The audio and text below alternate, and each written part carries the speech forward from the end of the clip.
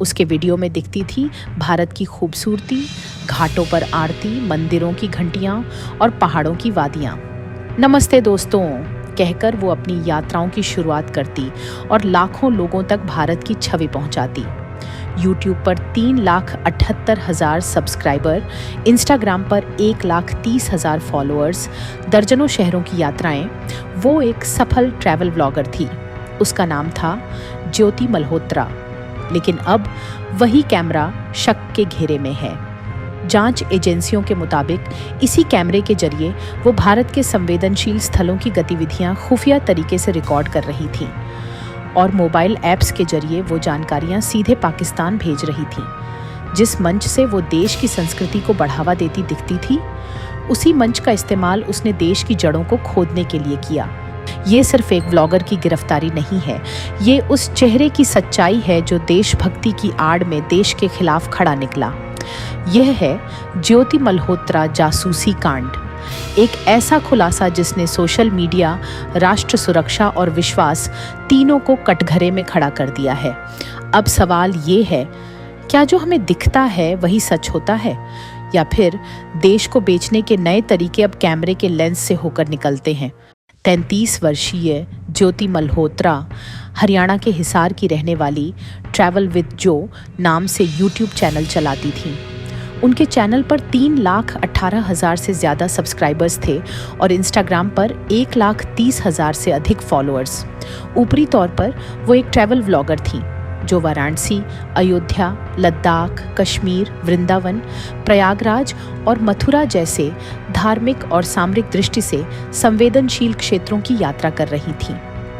लेकिन अब जांच एजेंसियों का दावा है कि इन यात्राओं का असली मकसद सिर्फ कंटेंट बनाना नहीं था, बल्कि भारत के संवेदनशील सैन्य और रणनीतिक ठिकानों की जानकारी जुटाकर पाकिस्तान को देना था।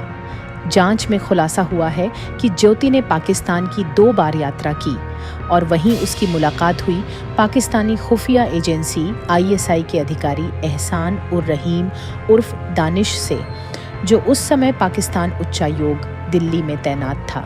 इसी मुलाकात के बाद भारत लौटकर भी ज्योति लगातार दानिश के संपर्क में बनी रही और उसने भारत के भीतर की गई यात्राओं के दौरान जुटाई गई सामरिक जानकारियां, जैसे सुरक्षा व्यवस्थाएं, फोर्स मूवमेंट, धार्मिक स्थलों के नक्शे और गुप्त लोकेशनों की जानकारी पाक एजेंट्स को भेजी। ये जानकारियां उसने व्हाट्सएप, टेलीग्राम और स्नैपचैट जैसे ऐप्स पर भेजी ताकि ट्रेसिंग मुश्किल हो। NIA और IB को शक है कि ये सब सुनियोजित था, एक सोशल मीडिया इन्फ्लुएंसर की पहचान को ढाल बनाकर देश की सुरक्षा में सेंध लगाने की एक चाल। अभी जांच चल रही है, लेकिन ये स्पष्ट है कि ट्रैवल के नाम पर देश की सीमाएं और संवेदनशील सूचनाएं बेची जा रही थीं, वो भी कैमरे और कंटेंट को ढाल बनाकर। 16 मई 2025 वही दिन जब ट्रैवल व्लॉगर ज्योति मल्होत्रा का दूसरा चेहरा दुनिया के सामने आया। हरियाणा के हिसार स्थित उसके घर से उसे गिरफ्तार किया गया और उस पर ऑफिशियल सीक्रेट्स एक्ट की धारा 3 और 5 और भारतीय दंड संहिता की धारा 152 के तहत मामला दर्ज हुआ। आरोप गंभीर थे कि उसने संवेदनशील सैन्य जानकारियां पाकिस्तान के खुफिया एजेंट को साझा की।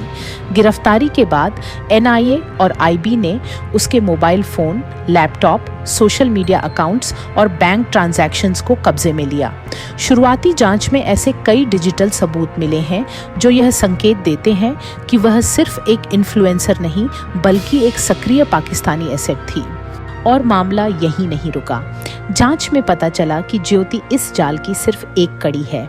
पिछले कुछ हफ्तों में पंजाब, हरियाणा और उत्तर प्रदेश से 12 अन्य संदिग्धों को भी गिरफ्तार किया गया है, जिनमें एक युवती गुजाला और एक पोस्ट ग्रेजुएट स्टूडेंट शामिल हैं। इन पर भी आरोप है कि उन्होंने भारतीय सेना की मूवमेंट, सेंसिटिव कैंप लोकेशंस और इंटरनल ऑपरेशंस की जानकारी पाकिस्तान को बेची, कुछ पैसों, वीज़ा या विदेश यात्रा के लालच में। जांच एजेंसियों का मानना है कि यह एक सुनियोजित नेटवर्क है जिसमें सोशल मीडिया का इस्तेमाल एक हथियार की तरह किया गया।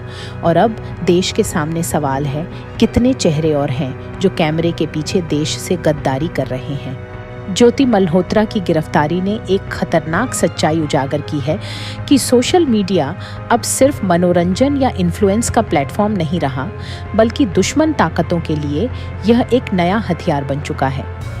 जिस ट्रैवल व्लॉगर को लोग देश दर्शन का जरिया समझते थे, उसी ने देश की संवेदनशील जानकारियां दुश्मन को पहुंचाई, वो भी बिना किसी शक के कंटेंट और क्रिएटिविटी के बहाने। अब ये सवाल उठ रहे हैं, क्या इन्फ्लुएंसर संस्कृति के पीछे छिपकर देश के दुश्मन काम कर रहे हैं? क्या हमारे फोन की स्क्रीन पर दिखने वाले चेहरे देश की सीमाओं से भी आगे घाव पहुंचा रहे हैं? इस केस ने सुरक्षा एजेंसियों को अलर्ट मोड में ला दिया है। NIA और IB अब पूरे नेटवर्क की गहराई से जांच कर रहे हैं। जांच में फोकस है डिजिटल डेटा एक्सेस, संदिग्ध पैसों के लेन देन, विदेशी यात्राओं की ट्रैकिंग और सोशल मीडिया पर छिपे स्लीपर सेल्स की पहचान। सरकार अब ये भी गंभीरता से विचार कर रही है कि कैसे ऐसे सोशल मीडिया इन्फ्लुएंसर्स को सेना की गतिविधियों वाले क्षेत्रों में बिना किसी स्क्रीनिंग के एक्सेस मिल जाता है। क्या अब समय आ गया है कि सोशल मीडिया के नाम पर घूमते कैमरों को सुरक्षा मानकों से गुजारा जाए? क्योंकि ये सिर्फ एक केस नहीं, ये एक चेतावनी है कि कैमरे की फ्रेम के बाहर भी बहुत कुछ रिकॉर्ड हो रहा है और सब कुछ सिर्फ व्यूज़ के लिए नहीं होता, कुछ ऑपरेशन के लिए भी होता है। ज्योति मल्होत्रा केस ने ये साफ कर दिया है कि आज की डिजिटल दुनिया में जासूसी बंदूक या बॉर्डर से नहीं, बल्कि कैमरे, स्क्रीन और सोशल मीडिया प्रोफाइल से हो रही है। ये केस सिर्फ एक गिरफ्तारी नहीं, एक चेतावनी है। क्या वाकई हमारा डिजिटल स्पेस सुरक्षित है? क्या जो चेहरे हमें राष्ट्र प्रेम का दिखावा करते हैं, वो पर्दे के पीछे राष्ट्र विरोधी एजेंडा नहीं चला रहे? अब समय है जागने का। सोशल मीडिया पर आंख मूंद कर भरोसा न करें। हर कंटेंट, हर प्रोफाइल, हर देशभक्त दिखने वाले को सच में परखें। देश की सुरक्षा सिर्फ सेना की जिम्मेदारी नहीं, हमारी भी है। इस वीडियो को शेयर करें ताकि और लोग भी जानें कि ट्रेंडिंग चेहरों के पीछे क्या छिपा हो सकता है। और ऐसे ही जागरूक और तथ्य आधारित वीडियो के लिए चैनल को सब्सक्राइब करें। जागरूक रहें, सतर्क रहें, राष्ट्रहित में सोचें। जय हिंद।